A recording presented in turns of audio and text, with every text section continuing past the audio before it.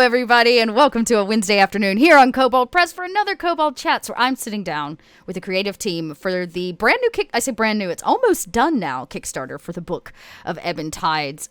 We are drawing near the end of being able to back this Kickstarter, and that means it's time to spill some beans, because we can. We promised we'd come back and reveal more than we did at the beginning, and Dot holds true to her promises. So let's quickly go around and let the guests introduce themselves, and maybe just let everybody know your contribution to the Book of Ebon Tides as you go around. And since, Scott, you have not been on a Kobold Chats yet, you have to go first.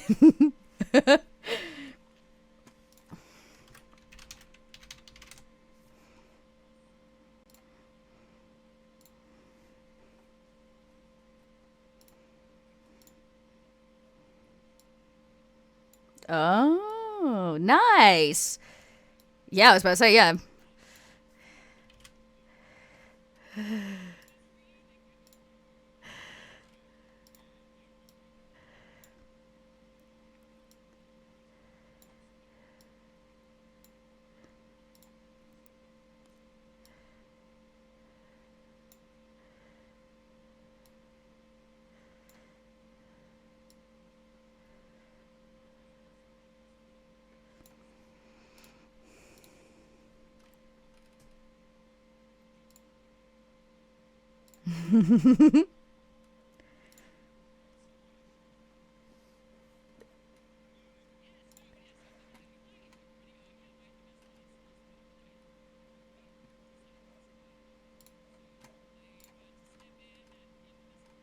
World and create some monsters and some subclasses and talk about some races, and I was thrilled to be able to do so much lifting, I think, mechanically for this book. So it's been an absolute delight.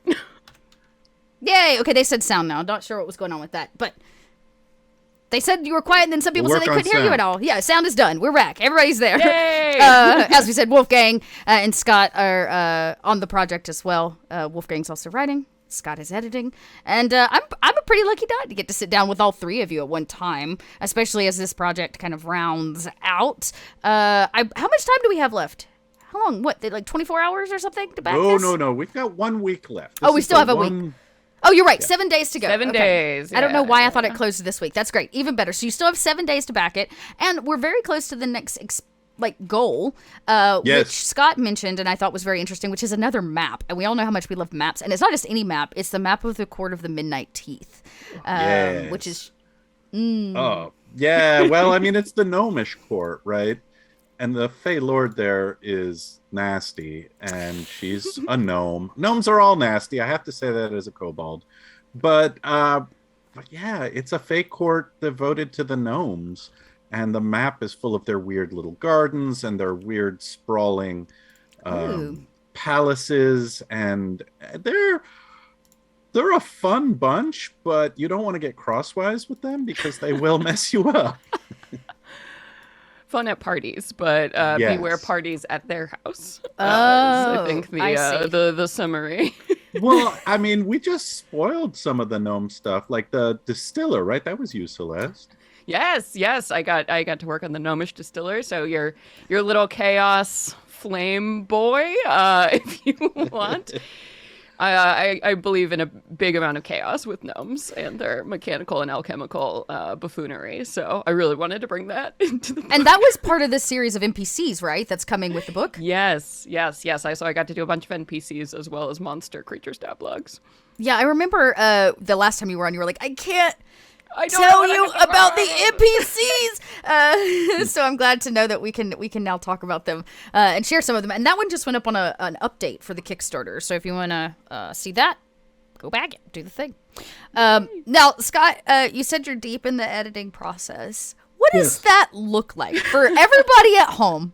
That's just like, I give to Kickstarter, I get book. What does the process in between that nobody ever gets to see behind closed doors look like? Lots of fairy dust and wisping shadows, pretty boring stuff. Just reading through all the text and hammering it into shape and referencing to make sure that everything's accurate and everything's in the right place. Everything looks pretty. Yeah. all the fun stuff, right? All the fun, yeah, all the really glamorous things. I mean, you have the last touch, the final word, True. right? Like, Yeah. It's if true. Celeste and I stumble and you say, I could be better, you get to make the call. I have We're the there. power to put the words in Celeste and Wolfgang's mouth. No, editors are fantastic, and thank you. And we desperately Magic. need them, yeah. Actual magic, yeah. Yes. We desperately need them. Okay, so last time, Wolfgang, you came on at the very, very beginning of this. Yes. And actually, before Yes. this Kickstarter even launched, we had a chat about Courts of the Shadowfae and what little information we already knew about the Plane of Shadows. Right. But now that you're here and you're this far along, what are you most excited about? Because I joked about this last week with everybody in chat. If you were here last week, you heard me say this. I've been here over a year now. That's very exciting. And in that year, I don't think I have seen you get as giddy about a project as I have seen you get giddy about this project. Well, come on, it's my baby. I've Right. wanted this project since forever. Like, Courts of the Shadowfae goes back to 4th edition. That's how long it's been kicking around. And the setting around it has grown, and I've had chances to expand it. And like Dan Dillon came in and did some stuff with it in the 5th edition version of Courts. But basically, it's everything I love about the Fae combined with, hey, we've got these bear folk out on the plain as well, plus a whole city full of humans. And now I got to reveal shadow goblins, which, at least in my version of the Shadow Realm, have always been kind of the tricksters and servants, and I said it was time for them to do more. So I reveal a whole city of theirs, Fandival, the city of goblins. Actually, Scott, we did an update on that as well, didn't we?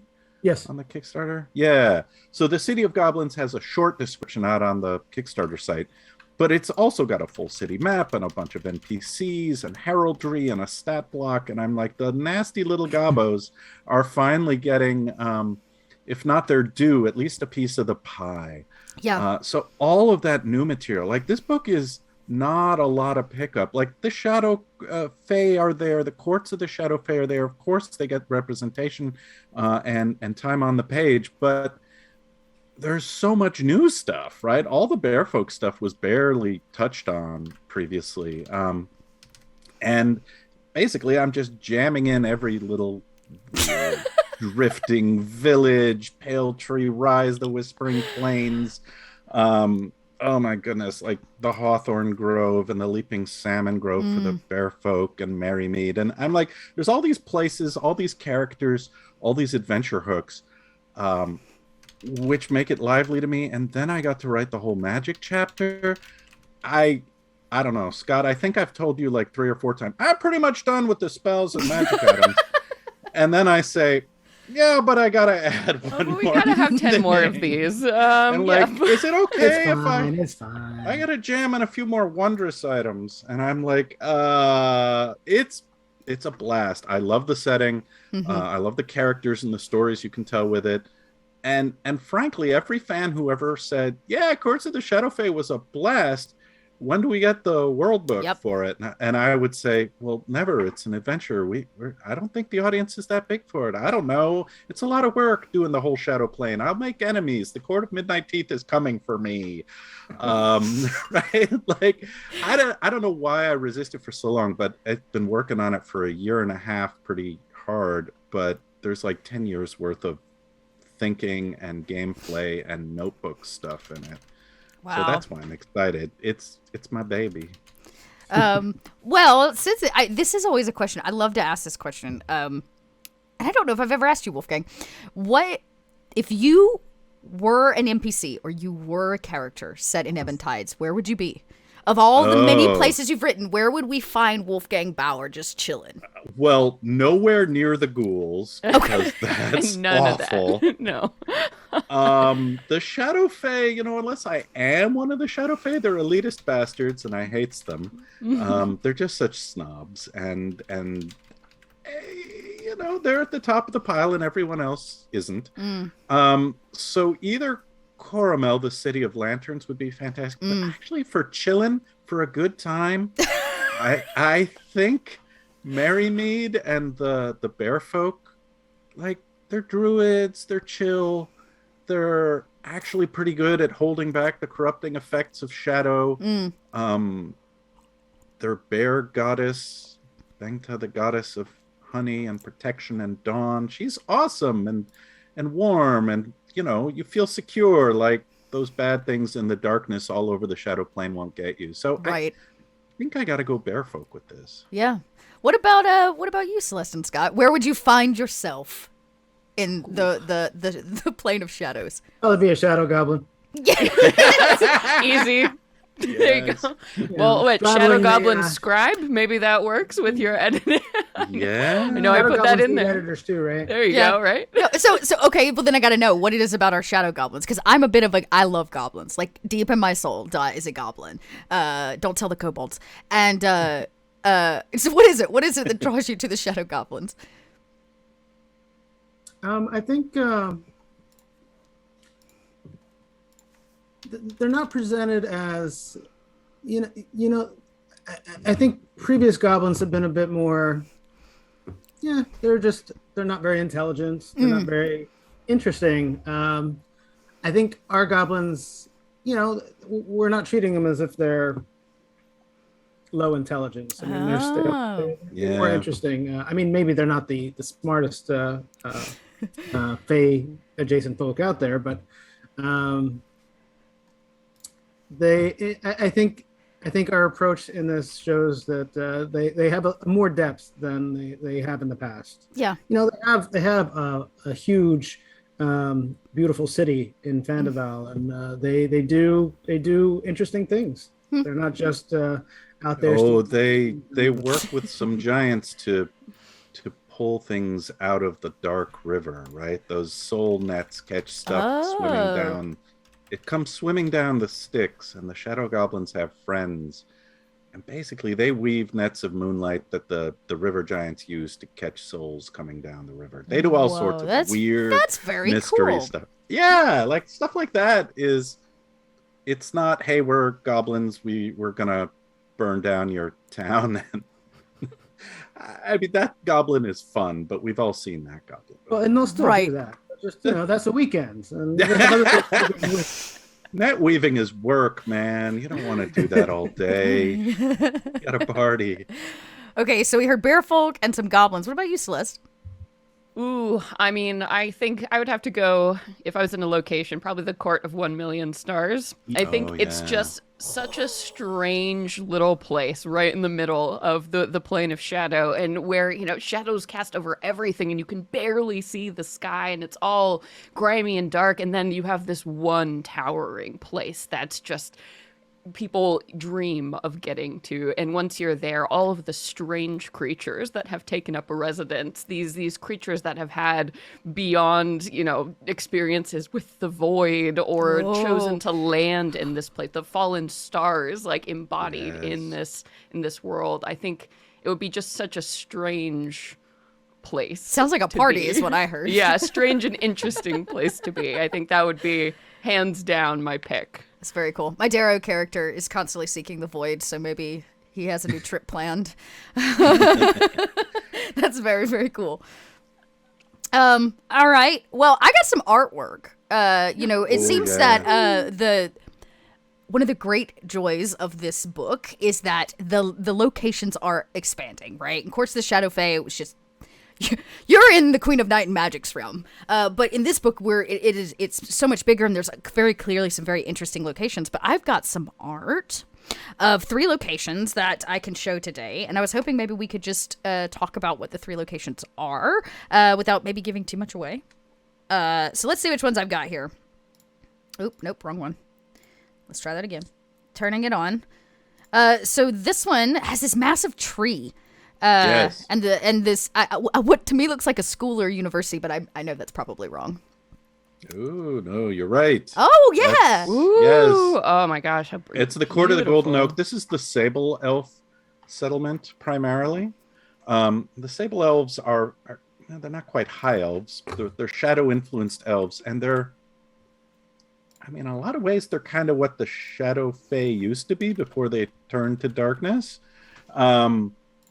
They're super arcane. They have all kinds of magical power. They have built their arcane university Oh, of shadow interesting. magic Okay. and radiance underneath this golden oak, right? Which Oh. is a branch of the world tree. And if you're familiar with the Midgard setting, this fits neatly into, hey, let's go travel up and down the world tree. But if you are running the Shadow Realm just in your homebrew or any other place, then it's just a large magical tree that is a portal to other planes. So they've got this nexus of power. And there's not that many of them. The Shadow Fae have they're meaner and faster, and I don't know what. But the Sable Elves really understand Shadow on a deep level. So I think there's going to be stories to spin there, and I think we'll see some Sable Elf characters in play that are less aggressively annoying than the Shadow Fae, or they're like the ones who have it all together a little bit, but there's just not that many. Right. Well, that's cool. I got it right, y'all. I feel I feel really Totally good. nailed it. Yeah, hey, nailed it. So it looks like the next picture that we have up is of a city, one of the larger cities. On it looks like a waterfront. That's really beautiful. Dare I ask where this walled place is?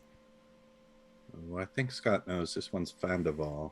Fandival, is that it? Is that our goblin city? It is. It has the It moon is, towers, right? Yes. Yeah. The like It's ones. Yeah. The multiple towers. Mm-hmm.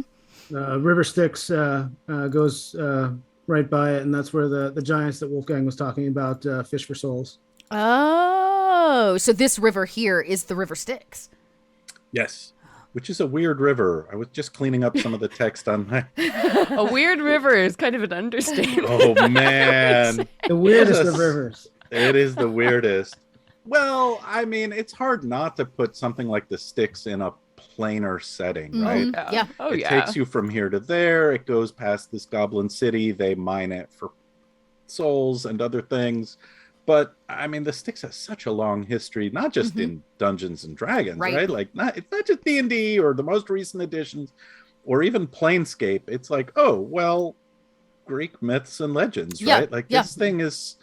So we tried to treat it with some respect, but also say it's a power source. It's a weird way to get around the realm. It's a place where creatures live that are fae or undead or planar outsiders, fiends. I want to think of it as a higher level part of the setting, but yeah. If it means anything, I have a deep, great obsession with Karen and Ferrying of Souls. So I have a deep love of the River Styx. And what I think is so interesting is I was doing research for a lair I was writing where Karen's actually an NPC you have to come across and communicate with. But this is very cool because usually the River Styx is something that you only see post afterlife, right? Like that's what the myths say. And in this case, like, you could just wander up and in the city and be like, oh, excuse me, why fish for souls in the River Styx, you know? Going to work, fishing yeah, for just souls. excuse me while I do this thing. Man, that artwork is just so beautiful. And I feel like if we don't get to it, Amanda's going to explode in chat. So the last image that we have that we're of the landscape has this goat on it and some kind of a domed building. I'm not exactly sure which one that is. This says this is also the City of Ghosts. So this one's the City of Ghosts. It is. And very haunting. We haven't talked about it much on chat, but shades are a PC race. Right? Oh, okay, that's new information. Right, they're not one of the big races. There's not a lot of them around, but sort of a minor race. And I know, Celeste, you did like a couple of variants that are shadow themed, I think, for the shades. Yeah. So for those, it was really interesting. Yeah, talking about the River Styx and the way memories work. And in this strange place, there is a new subset of shades that basically their whole purpose is to discover who they were. You do not know who you are. You know fragmented pieces. And as you play through your adventures and you get answers to these questions, you actually kind of level up in power and become more secure as you learn who you are. So it's like a built-in drive right there in the the race description. Man, that's very cool. I really wish I had had this book before we ran Courts of the Shadow Fae on this channel, because one of the characters, the PCs, was obsessed with helping Shade that they came across when they first crossed in, before they made it to the courts. And in fact, they bottled him up and took him with him. They were so obsessed with him. Convenient. So I wish I had had this, because man, what a great opportunity. Maybe I'll have to tie some of that in, since we're gonna try to run some courts. I mean, some Ebon Tides content there at the end from the adventures. I think one of the adventures, at least one, focuses on shades. So. Oh, really? That's cool. Very cool. In the Tales from the Shadows collection, right? Yeah. Yeah, I know we have all kinds of things in that collection. And there's one in the City of the Psychic Vampires. There's one in just a small village. There's the one with the shades. There's like 14, and I don't know them all yet.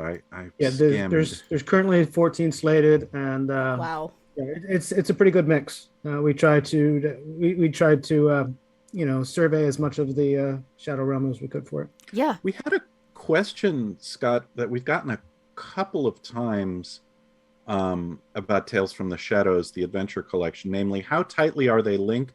And is there a through line, right? Is it a single campaign, or should you play them all independently? We keep talking about them as 14 adventures, but and I know you're not the primary editor. The caveat: I'm not the main editor on that, but I do know a little bit about it. There's we tried to link them all to some degree, so there's a through line for each one related to a magical grimoire. So they can be linked that way, or they can easily be played individually as well. So it's not that one necessarily leads plot-wise into the next, but there is definitely a handhold that you can use to tie them all together. Yeah, and we had a sit down with two of the writers from two of the adventures. That was a couple weeks back, and they kind of mentioned the same thing. It's like they're kind of standalone, almost prompts for adventures if you want to just build a whole thing around just that. But my understanding is it builds through the levels, right? Yes. So it starts like low level 1 through 10, I believe. Yeah, 1 through 10, which is very helpful because Courts of the Shadow Fae, you can't start at anything less than level 8. Like you just can't. It would be try at 7. You could try at 7. Okay, yeah. You could start in Zobek at 7 and then work, but like really, that is a high level adventure that requires a lot of power, especially once you get to the end. Yes. So it's nice. Like they had mentioned, and we had talked, like it might actually be a nice pairing if you wanted to run Courts. Wait until after you've kind of back to back some of these adventures, which supposedly can have a through line, which is really nice to hear. So.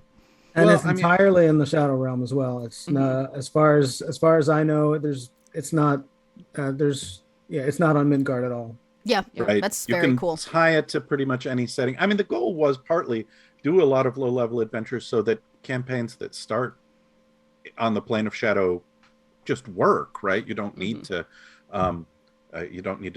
homebrew everything, right? But also, if you are running your own world, since shadow is kind of just next door and easy to get to from any other plane, you can run these adventures in the plane of shadow, but then have people pop back to whatever setting it is you're running most of the time. It's just a bit darker and more fey tone throughout these adventures. Yeah. Well, we did have a question in chat. I had to scroll back and find it, but I found it. Will we be finding Sealang in this book, such cool fey? Selang? Yeah, they're like dark, weird satyrs. They're up in the Court of a Million Stars for sure. Yeah, there's some scattered individuals. I don't know that we go into much more detail than the occasional NPC though. Do we? I don't think that they aren't a huge race to begin with. Like satyrs, they exist. Right. But not in enormous numbers. But they make a great NPC here and there. We need that just really weird out there NPC. More hooves, says all of our goat fans in chat. Give me hooves. Give me death. Another great question. Is there a city or a location that would serve as a gateway point between the material plane to the plane of shadows? Oh, there's at Oh least yeah, one. so many. Yeah, okay, that's good. I 'cause- feel like yeah. the entire Or McGree Mel, right? forest is like just meant you stumble into some dark corner or place in the McGree, and then here you are, boom. Oh, Right. that's Accidentally walked into the plane of shadow. terrifying. Yeah, I think Yeah. that's actually in lore somewhere that the Shadow Fae, when they leave the plane of shadow, they go hunt in mortal forests, Right. and the Margrave among others, right? But it's a nice, easy tie-in that way out on the land. Going back to Midgard, I mean, Zobek is tied to Shadow in Right. Courts of the Shadow Fae, so that one's easy. And we know But the also- Fae are just showing up randomly somehow in the city. Like Right. there's got to be a door somewhere for them. There's lots of shadow Absolutely. roads. Uh-huh. And the other connection is from the setting that we released just a month or two ago. The Southlands actually has a really tight connection Oh. to Shadow as well. So if you're running a Southlands campaign, the city of Coromel is sort of, it's got a weird history where it played with too much magic, and a version of Coromel fell into the Shadow Realm, and it's been there ever Oh. since. Or its people transported over, and they still have a connection to this rather, I don't know, sunny, warm, bright, and wholesome Southlands region, which connects to the dark city of lanterns, which is just the opposite of all Yeah. that. That's so beautiful. And I'm guessing then we're going to get some extra details on these shadow roads, because I know it's the great question of like, Oh yeah. how do you actually use them? Where do you find them? All right. This chapter was one of the last ones I wrote, and it takes all the existing Shadow Road lore plus a bunch of new stuff like how do you build a Shadow Road? How do you destroy a Shadow Road? How do you seal a Shadow Road? What magic is required? Right? Like, how do you open one? How do you bend one? What happens if the Ebon Tides come along and threaten to wash away a Shadow Road? Right? So there's a chunk, and I don't know, Scott, I think that's the one I'm still holding on to. That one's sight unseen. That one's new to me. So. Nice. But it's a meaty section on Shadow Roads as a generic D&D tool, right? Like, these are the Fey portals. This is going under the hill. This is between our world and the world next door. And it's meant to make it relatively straightforward. In Courts of the Shadow Fae, it's very hard to get into that particular Shadow Road, but they're not all sealed and buttoned up quite that tight. Oh, okay. So there are others that are easy to open, and there's even a magic item that is basically called a Fey invitation, which makes it so easy to walk down it's the your door Primrose card. Path. Yeah, it's almost harder not Card to the Shadow Realm, and of course it's usually shipped to you by some nasty gnome or some plotting Shadow Fae, right? Who's just like, come on down, you'll be the entertainment, we can't wait to see you. And you know, any party is going to say it's a trap. Of course it's a trap. But they're gonna do it anyway, because if there's Because anything they're we the know party. about D&D. That's very cool. So you actually brought up something else that I don't know that we touched on the last time you were here, Wolfgang, but this was news to me.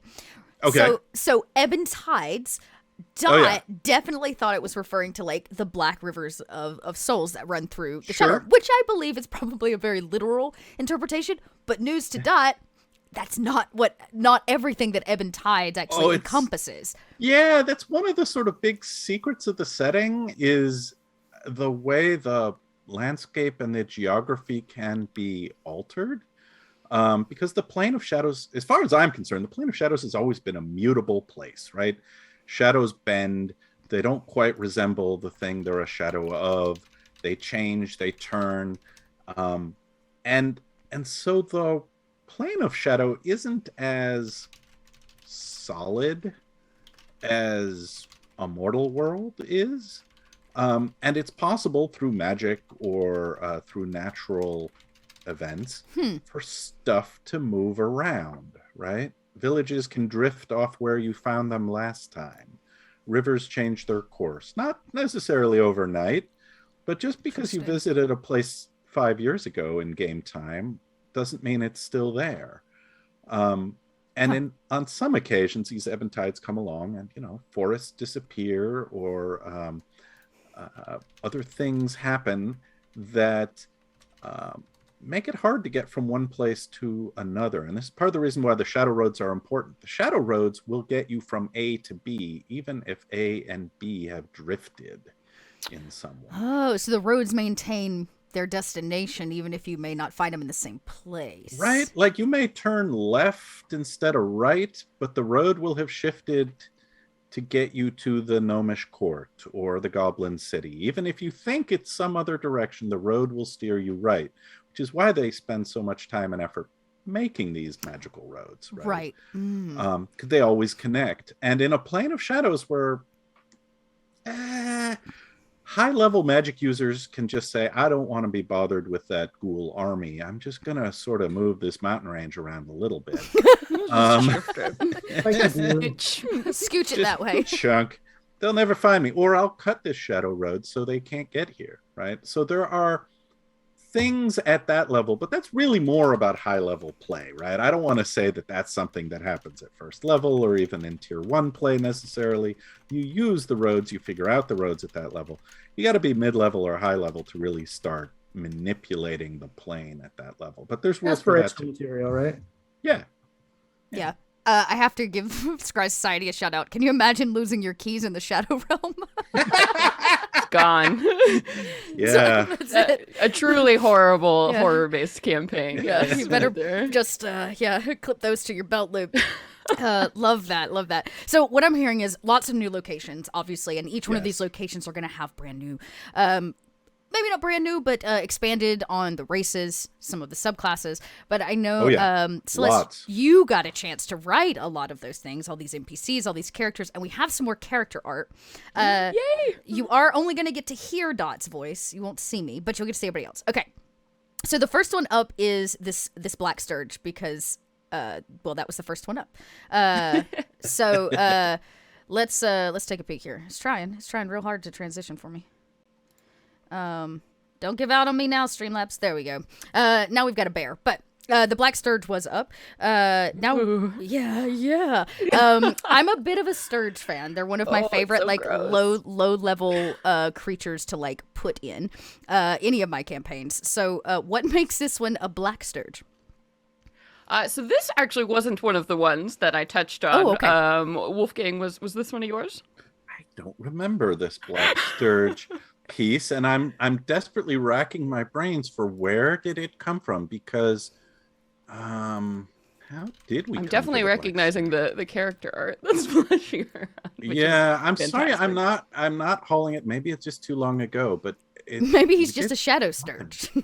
Maybe maybe Scott knows. It snuck in here by itself. Ooh, very unfortunately, magic. I don't know where that one's tied to yet. It's at the back of the book. There he That's is. the problem. There he Track is. it down. Yeah, he looks great if it means anything. I just think Sturge are just so terrifying. The idea that they just latch onto you and then simply begin draining your life force. And the vampire bat wing thing they have going on. Yeah, they have going on, and it really does great. look like double sets of wings. Yeah, it's little.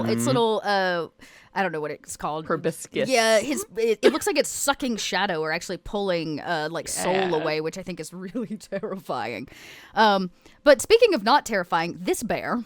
Oh, the bear! Aww. Okay, this deer bear. It looks like this one is our barbarian, the Shadow Gnar. Yes, the Shadow Gnar barbarian. So barbarians who actually eat the dangerous shadows that suffuse the realm and draw power from consuming that darkness. Wow, so they that's literally eat the bad energy around and take that into themselves to fuel their abilities. It totally reminds me of that whole Appalachian sin eater thing, which creeps me out. Yes, yes, very much so. Well, that's very cool. So I'm guessing that's a barbarian subclass, a new barbarian subclass available? Yes, yeah. So new barbarian subclass available. So we really wanted to give a few different options to subclasses that would be tied to the bear folk, particularly in the Moonlit Glades. Because, of course, you have your druids that can purify things. You have your clerics that can, help us drive back the tides of darkness. But then what do you do if you're one of these big, meat man warriors in this place? So actually consuming this dangerous substance and using it to battle against itself, I thought was something just so compelling that I really needed to put in this book. Yeah, I don't. I think this idea that the bearfolk are like good, of all the horrible, Good, evil shiny. things, good, Yes. shiny, furry friends are still out there in the plane of shadows trying to help you out. I think is really cool. Now, Scott mentioned goblins. We actually have a sketch currently for the goblin, and I want to think. Let me just double check. What is our note on him? He's a wait. Is that the? That's the Lightweaver. Lightweaver? He's the Lightweaver. Yeah. Lightweaver. Yeah, what can you Cool. tell us about our little Lightweaver friend? Even though he's just a sketch, which means we're still working on things, everyone. We're still working on it. Yeah, so the Lightweaver, that's the new Sorceress Origin subclass that we did for the book. And what's very cool about the Lightweaver, obviously, they are playing with the forces of light and darkness and radiance and shadow. And there are 2 actual modes that you can shift in as this sorcerer. So you can be light shifted or you can be dark shifted, which actually changes the nature of your powers depending on where you fall on that scale at any particular day. So they are true masters in the sense of absence of light and bringing light. So that's what we're playing with here with the Lightweaver. That's very cool. And you can kind of see in the sketch, I'm guessing the final version will have light behind him because you can see the little, if Dot were to draw a cartoon version of a Lightweaver, it would have the like cartoon line. So yeah, the radiant line. So there it is. And then the last piece that I pulled, which I think is probably actually of all of these, even though I love the Bearfolk, is probably my favorite, which is the Prophet of Darkness. This critter is both terrifying and so freaking cool. So cool. So what do we know? They're calling him the Insect Pope. What do we know? Chat's calling him the Insect Pope. Oh yes. Oh, very good. So is this is the way of the Prophet Monk? Yes. Yes. I think the monk, so. Yeah, the monk. Yeah. So the our Prophet monk of Darkness. Yeah. subclass. So what I really wanted to dig into here is I feel like with monks we've seen a lot of like the big martial arts sort of thing, but what I wanted to dig into was the idea of this traveling holy person, or this person who had lore that they were looking to share with the world. So with the way of the prophet, you are a monk that is going out and saying, I have learned these dark and terrible secrets and people deserve to know. So it's all about the power of your word and your charisma actually feeding into the force that you can deal with your attacks. So I mean, things like, wise words, charming aura, force of personality is one of the personality is one of the features of this class. Gonna add that to my resume. Yeah. So, and of course we got to use. I mean, this art is so cool. It is so cool. This is probably my favorite part of designing anything, is when you finally see artists like bringing it to life in front of you, and you're like, yes. People are so gonna pick this to play. Yeah, so many wants to play this, and we know that there are feels here from some people maybe about monks. Yes, just What? probably No, a few. this is fine. These are lovely monks. I know, but chat wants to know that this might just be a monk build that Wolfgang could stomach. Oh yeah, good. no, Yeah. totally. Yeah, no, this is the nice thing about the Shadow Realm is it's not Midgard, so there can be lots of monks. There could even be nice gnomes, I suppose, in theory, right? Like, we're changing up the roles. Yeah, we change it up, give it a new No feels. monks. Yeah. Yeah, somehow love the monk snuck in. I'm really not sure who approved this, but there it Yeah. is. No, It's pretty cool. Well, I was gonna throw it otherwise. It's so cool. yeah. No. And I know for all of you out there that are monk fans, there are a couple new subclasses for monks, this obviously being one of them, but we're also going to get a couple more subclasses. Other thoughts and faves on I don't have art necessarily, but other thoughts and faves is, Ooh, yeah. I think probably my personal. Oh man, I got to do a lot of really fun things in here, so I hope you all like it as much as I do. But one of my favorites that I did was definitely the Shadow Arcane Tradition, and I really wanted to do something different with this because we do have shadow magic, that you can explore and has been touched on. So for this wizard subclass, I made it so these are wizards who actually bond living shadow to themselves. So like a symbiotic relationship with this dark magic. Man, that Peter Pan could have used that. Yeah. Yeah, very like Venom Spider-Man that's vibes cool. Okay. when you think about it, but they have this shadow that, you know, crawls and lives in their skin, and they can project that outward. They can share things with the shadow. So like dark transfusion is something they can do to move around spell slots, like with this shadow. And then also like at a certain point the shadow becomes so tied to you it can absorb some of the harm that you would take. So that's one of my big star favorites for this one. What about you, Scott? You're quiet over there. You get to look over everybody's thoughts, so I'm sure you you have have some of this actually your own. works. Yeah. I think either the Circle of Shadows Druid or the Mother of Sorrows Warlock are a couple of favorites. Oh, Yes. the Mother of Sorrows. That sounds so emo and macabre. So the patron Mother of Sorrows, just looking over the text right now. Scott's got the text. Born from the suffering of parents who have lost children. She grants the power of vengeance basically to her faithful. Nice. I mean, a vengeful warlock sounds perfect, right? Yeah, Exactly. doesn't it though? Yeah. Oh, So I mean that one More perfect warlock than that. Yeah, that one in particular too, really playing with themes of like poison. Again, very like poison ivy vibes. If we're just gonna pull in super references, I guess, today. Sure. But yeah, that poisonous revenge, that stuff that eats away at you and would, you know, motivate someone to line up, I think, in the warlock's corner. Yeah. And I think the same with the druid, because Yeah. you kind of subvert the usual druid tropes, Right. and use the shadows of the shadow realm. It's just lovely stuff. I love that. That's as a druid fan myself. I feel like sometimes druids are always like neutral. We're just here to be happy bears that dance through the woods and make things better. And I love this idea that maybe we get a druid that's a little affected in certain ways.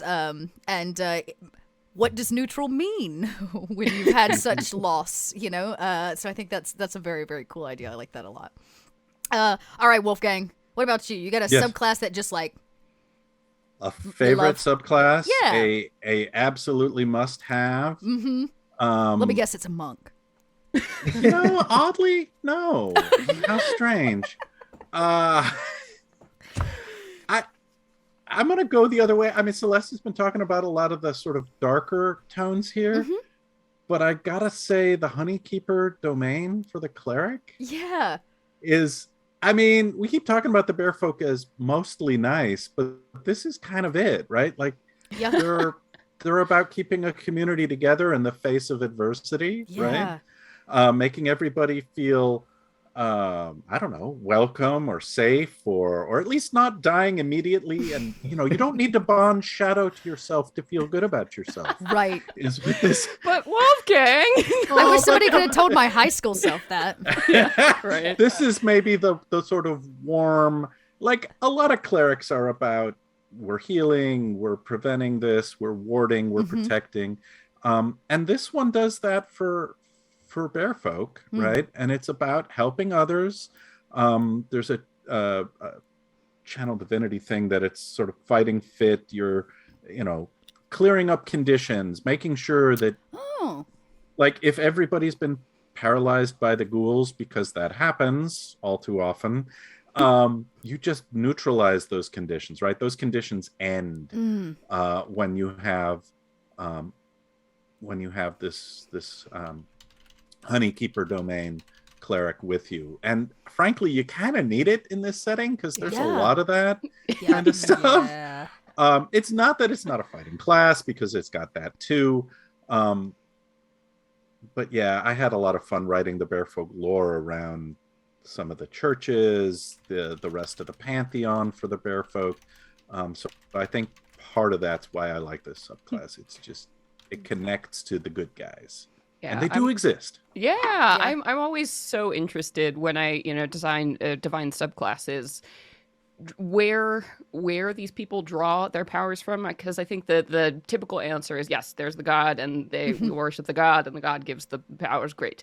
But like when your power is drawn from the strength of a community, that feels like such a potent force. That's something I've always associated with the bear folk. Because how could you survive in such a dark and miserable place if you didn't have such a intense connection to the people around you and that desire to protect and create family in the middle of the darkness? I love that. It actually makes the job of being like the importance of the community even more, because like if your powers are drawn from the strength of your community and your community starts to fail, so does dwindle, say, some of the power you have. So I think that's a really it's a nice story point tied to like a subclass, which is very, very cool. And I'm gonna have to be honest, if I ever run them, I'm gonna have to make a lot of Grateful Dead references. Like I just want a community of dancing bears. I'm gonna name one Jerry. It's gonna be great. Yes, friendship is magic, Alexander. Yay! That's the tagline for this class.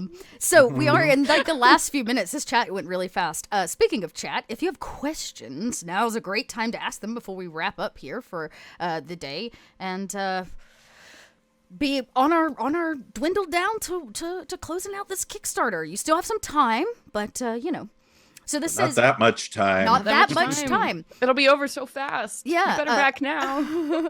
Yeah. Let me drop a link in chat. In case you don't have it, go check it out. And this is a great question just came in. So we've touched on this, I think, in various chats and kind of skimming the surface, but let's see if we can't get a really good, clear answer. So is there any connection between the Book of Ebon Tides or Tales from the Shadow and Scarlet Citadel or Shadow of the Dusk Queen? Also, can we have Return to Castle Shadowcrag again, please? That's a lot of questions. That's a lot of questions. The big one, I think, here is the Book of Ebon Tides and, Tales from the Shadow. It being tied to potentially the vibe I get is it tied to anything outside of the Shadow Plane? Like, can we go from point A to maybe, say, another point in Midgard? I think you totally can. And without giving away too much of Scarlet Citadel, on the lower levels, there's a big, easy Charon the Boatman kind of connection to make, right? So there's at least thematically something you could use. You could use. But I mean, Scarlet Citadel is meant to be played outside the plane of shadows. It's its own thing. But so I think part of that question was Dusk Queen. Mm-hmm. Shadows of the Dusk Queen. So is there any connection? Right.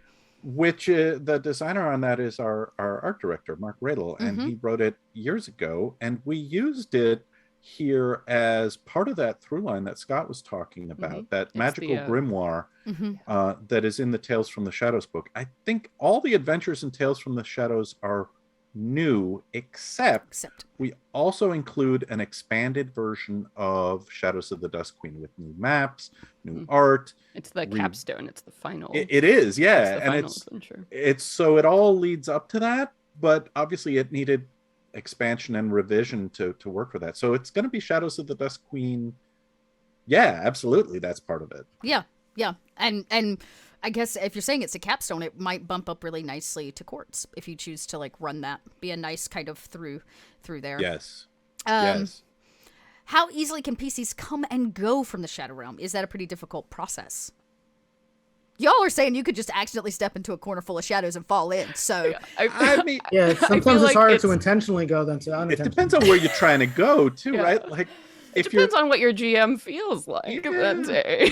I feel like it can be really easy or it can be really difficult. Like the Queen of Night and Magic doesn't want you dropping by casually. So, like, you must have an appointment. You must speak to ambassadors. You must go through channels. You must walk the most complicated shadow road to get there. Here's all the pieces you need to find and then figure the ritual out. Good luck. Right, but Jerry the Bearfolk Druid is probably more like, come on down to Boogaloo Station. Yeah, let me diddle my fiddle. Right, like it's probably more relaxed. In the darkness, it's all good. I have to build this character. There's so many potential ways to get there with like the Shadow Roads and the World Tree and the River Styx, and there's tons of potential to get there. Yeah. I'm gonna start making Shades of Grey jokes here. Dude, oh my God, that's so perfect, Wolfgang. Oh, it's so perfect. But I mean, any road, it's just like how hard is it to get to the fairy realm, right? Walk under the hill. It's not that hard. Walk under this standing stone in the old druid circle in the moonlight, right? It doesn't have to be complicated. Right. Yeah. You might not wind up right dead center in the court of night and magic, but you'll get there. You'll be there. Yeah. You can probably get to the yard. The outhouse. I love that. And another great question. Well, first off, the goat love in chat today. I think it's officially been decided that we're going to have a goat, like, warlock lair. Somebody needs to write a goat themed warlock lair. Good luck, everyone. I'm just putting that out there. But another question, can you reveal any of the Kobold Press projects on the horizon? Any Kickstarters for the spring? Any fun things you can tease us with? Ooh, you mean not about Ebon Tides? Yeah, it looks like people are like, we love your stuff so much. What's next? Well, but I'm 100% focused on getting this last chapter to Scott. Oh my God. Yeah. Lots of good stuff coming. Yeah. There is stuff coming. Actually, there is Warlock stuff coming. We can spill the beans on that. Yeah, we're just about to, the next Warlock's about to go out. The next issue of Warlock is 29, and it's hitting this month, and it's kind of awesome and plainer. Yeah. And Warlock Grimoire 3 is coming in the new year. I think we've kind of announced that. Maybe not. I don't think we dropped the theme for the new Warlock. Do you want to do that here? Yeah, go for it. It's a planar bestiary, so it's monsters from the plains. Yes. With cover art by Justine Jones, which is pretty Ahu sweet. Nixdale on the cover. Nice. Yes, did a great job. Very nice. It's going to be a really fun issue. Very, very cool. Last question of the day, brought to you by our dear Amanda Hammond. Wolfgang, would you ever dance with a goat under the pale moonlight? I probably would. How could you say no to that? Yeah, I certainly. Right? Goats are awesome. Yeah, goats are great. Are awesome. Actually, long story short, I grew up. My aunt had a farm, and she used to raise goats, and I cannot eat goat cheese or drink goat's milk because it smells like goats, and I grew up around them. I was like, I can't do it anymore. So if you've never been around a goat proper or lots of them, have at it. But goats, I'm like, so every time. Scarred forever. Scarred for life. The goat scarred me. All right. Well, we're wrapping up here. This is the last of it. Like I said, there is still a week, everybody, so go hit the Kickstarter. If you had any questions as to whether or not you should back it, I think today, hopefully your questions were answered. And if not, you can go check out our YouTube, where we've had a series of these Kobold chats, all focused on the Book of Ebon Tides. Both Celeste and Wolfgang has joined us for that. We've had a couple of the designers from Tales from the Shadows there. And I did two open, like what I call cracking open the books, where I actually dived into the Midgard World book and talked about what we know of the Plane of Shadows, and then maybe what we can expect extra coming from this Kickstarter. And then I did a little GM planning session where actually I did the backwards version, where we go from the end of Courts of the Shadow Fae into Dusk Queen. So you can check that out from last week and see maybe how you might want to run it at your table if that's of interest to you. Any last minute thoughts, everybody? Who's stoked? Oh my God, I'm stoked. Very excited. Yeah. As I said earlier, this is the most. I think this is the most gorgeous book we've done so far. So I mean, the art alone, and hearing all. I've had the great joy of getting to hear everybody talk about it, and the more it gets talked about, the more I'm like, oh my God, if I don't get to run something in this setting, I'm going to strangle a goat. I'm gonna strangle a goat. Yeah, right. It's getting intense over here. Or dancing. give me Planar Shadows or give me death. So there we are, everybody. Go hit it up. We'll be back next week, maybe to wrap this up. Who knows? We may have a guest. I can't announce yet. We're trying to work out schedules, but it could be a really exciting one. And as we round up, and if you want to see some of the Plane of Shadows in action, join us on Monday nights. We are still running Courts of the Shadow Fae, and they are literally standing in front of the Moonlit King. So we're wrapping that up, and we'll be jumping into some of the content from the Book of Ebon Tides. So over the next few weeks, you can join us on Monday nights to see some of that in action, which should be very, very cool. You know what, Alexander? Did you just volunteer to be the guest for next week? I think I just heard Alexander in chat volunteer to be the guest for next week, everybody. Did you see that? All right. Put him on the spot. Yeah, I'm going to put it. We have questions. Yeah, we have questions for you, Alexander, and you shall answer them publicly for all of us. All right, everybody. And if that's not enough and you need more Kobold Press in your life, well, we'll be back here, same Kobold time, same Kobold channel next week for another Kobold Chats. And we're about to launch a few new campaigns. So coming on Tuesday nights, you're going to get Empire of the Ghouls. So again, a little bit more plainer dark activity for you. And then on Wednesday evenings, we're going to be kicking up something very, very special for the winter season set in the Northlands, which I'm super excited about. I can tell you the campaign is called Fimbulwinter, so if you have any interest in, an early Ragnarok, well, boy howdy, have I got news for you. You could come on by and find that out. And we're going to be partnering with two different groups, a brand new VTT that is in beta right now called One More Multiverse.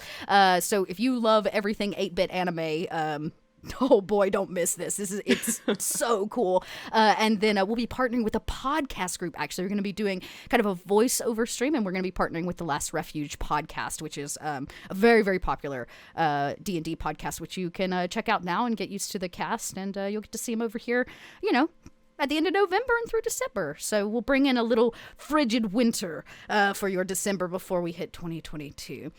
So make sure to follow us here, follow us on your social media platform of choice so you don't miss any of the action that we've got going on. I think that's all we got. All right, everybody. Woo. 1 week. When you come back here next week, I expect to hear that you have backed this Kickstarter. Or as Victoria had me do a bunch of videos for the TikTok, and I had to play the Queen of Night and Magic, and she made it very clear, you are not to back the Book of Ebon Tides from Kobold Press. This is blasphemy. So the Queen of Night and Magic says no, and when the Queen of Night and Magic says no, we do the opposite. So go back this Kickstarter, put it to the Fae Queen, and we'll see you all back here next week. Same Kobold time, same Kobold channel. Have a great afternoon, everybody. Bye, everybody. Bye-bye.